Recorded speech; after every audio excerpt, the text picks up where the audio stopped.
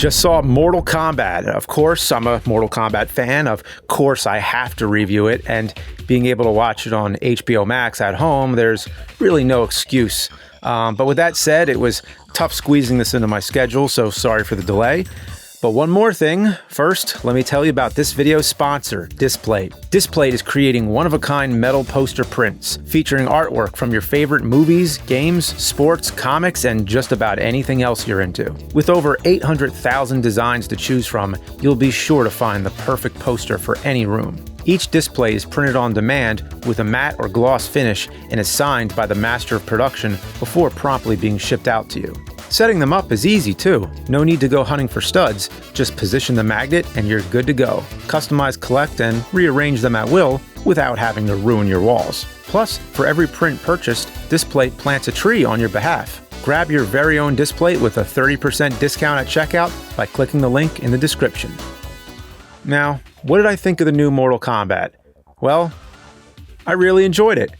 In fact, I'd even say I had a blast. I don't think I'd call it a great movie, and for anyone who might see this without being familiar with Mortal Kombat, it might seem like a very odd and generic hodgepodge of martial arts, science fiction, and with too many characters to keep track of. To its credit, it delivers on the fan service.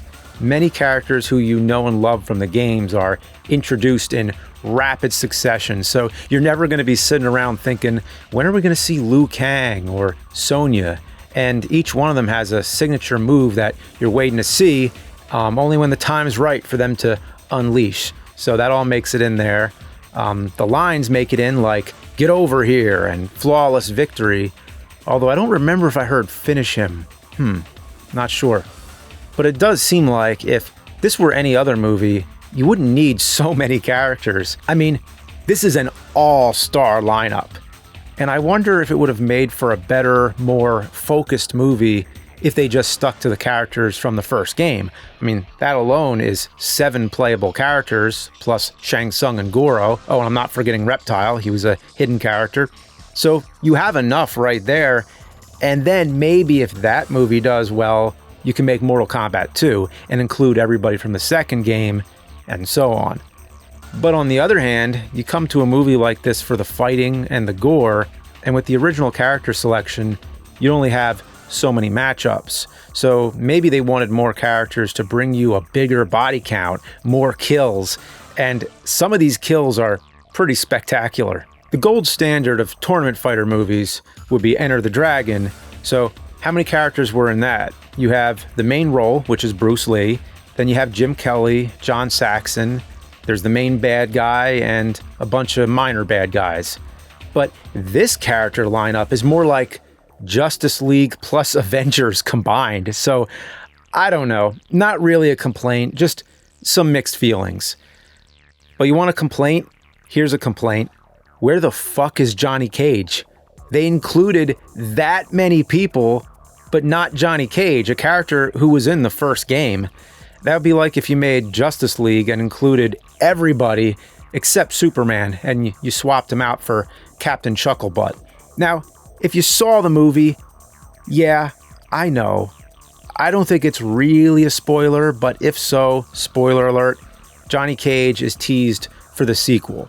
Dude, the first Mortal Kombat movie had a better teaser than that, with Shao Kahn.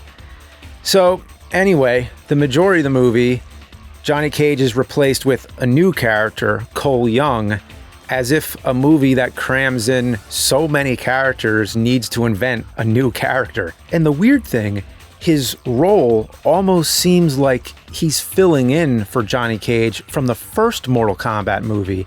He spends a lot of time with Sonya and Kano, and he goes up against Goro. So the whole time I kept wondering, is he supposed to be Johnny Cage? Kind of like in Dark Knight Rises, where the Joseph Gordon-Levitt character is supposed to be Robin, but he's not fucking Robin. They just drop the name on you at the end like, whoa, guess what? But that doesn't happen here. Instead, he's the one who goes in search of Johnny Cage.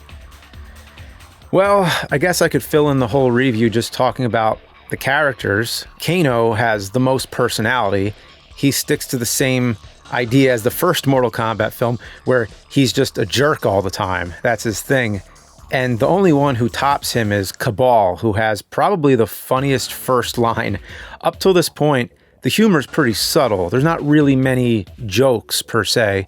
But then Shang Tsung is introducing Natara, who's a bat-winged creature, and he says, "She's beautiful, isn't she?" And then we cut to Cabal, his very first close-up, as I recall, and in his mask, with no visible expression, says, "Yeah, that screech is a real turn-on." She is beautiful, isn't she? Yeah, that screech is a real turn-on. It killed me. It fucking killed me. Another scene that made me laugh out loud was when Kung Lao first appeared. I don't know why I found it funny. It's just something about the way he shows up so abruptly. Like, he just appears out of thin air doing this twirling move like, "Here I am." It was kind of like those 80s TV commercials where a kid is playing with He-Man action figures or something, and then all of a sudden Skeletor bursts into the room or something like that. The Kool-Aid Man breaks through the wall. It's just like one of those type of things. Then there's Reptile, who looks like a skinny version of Legendary's Godzilla. Same kind of jaws and just, I don't know, weird. With Jax, I like how you see him lose his arms and then learn to use his new robotic arms. Then, of course, I got to mention Scorpion and Sub-Zero, because they're kind of like the two main rivals, so they kept that classic formula. So at this point, I could just keep mentioning characters or talk about the plot a bit. So it's basically the same concept if you've seen the earlier films. There's another dimension, an Outworld, and the characters from inside that realm are trying to take over the Earth realm. As I recall, lots of the media from the 80s and 90s had this basic premise, like Ninja Turtles with Dimension X, for example. So they host a tournament of death battles, the Outworld versus the Earth realm, and whoever wins, I mean, if the Outworld wins, they take over Earth, and if Earth wins, they keep Earth.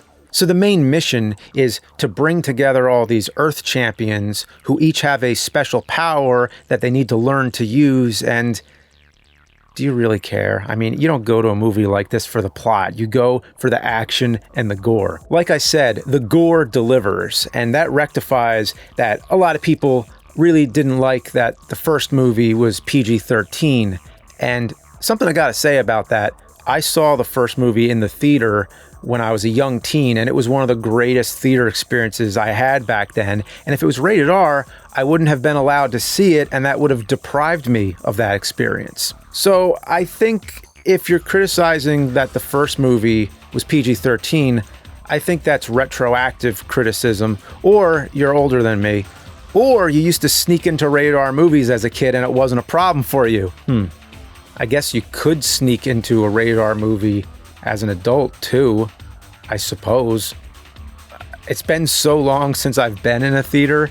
The next time I do go, it's gonna feel like sneaking in. So anyway, the gore is top notch. But you know what's funny? The one part that grossed me out wasn't even gory. No, it wasn't Kano hocking a loogie, but that was pretty gross. It was when Melina licked a bloody sigh. Or never mind that it was bloody, it's just the thought of putting a sharp object near your tongue. That always gets to me. Oh, God, I just can't stand that. Oh, man. But I'm fine with everything else. Let me tell you, the music, yes, the classic Mortal Kombat theme, otherwise known as Techno Syndrome, is in there. It's a new version, but it makes the end credits and is used in a strategic place within the film. That is commendable. Too many reboots ignore the iconic theme songs that were always a big part of it and made it what it was. On the sound front, I have one complaint that goes with almost every action movie I've ever seen within the past 10 years or more, is that the dialogue is too quiet and the sound effects are too loud. But maybe that's my sound system, I don't know. But I have to watch every movie with my finger on the volume. And if it's late at night, I just say fuck it, hit mute, and turn on the subtitles. Closing words, it was a satisfying addition to the Mortal Kombat franchise. I don't know how it'll continue with more than half the characters finished off, but we'll see. I don't think anything will match the level of excitement I had when I was young, seeing the original with my friends in the theater. Sitting by myself with a laptop in front of me taking notes at the age of 40 doesn't have the same impact. It feels like 1,000 movies I've already seen rolled into one. If I were to watch both back to back, I'd probably say this new one is better, but they each have their own place. Two different things, two different eras. But I think the best one might have been the animated version that we watched on rental reviews. I'm not sure. And I mean the newer animated one, not the Journey Begins. Oh God, no. So the new film, it's not anything amazing, but it matches expectations. As a fan, it basically gives you what you want.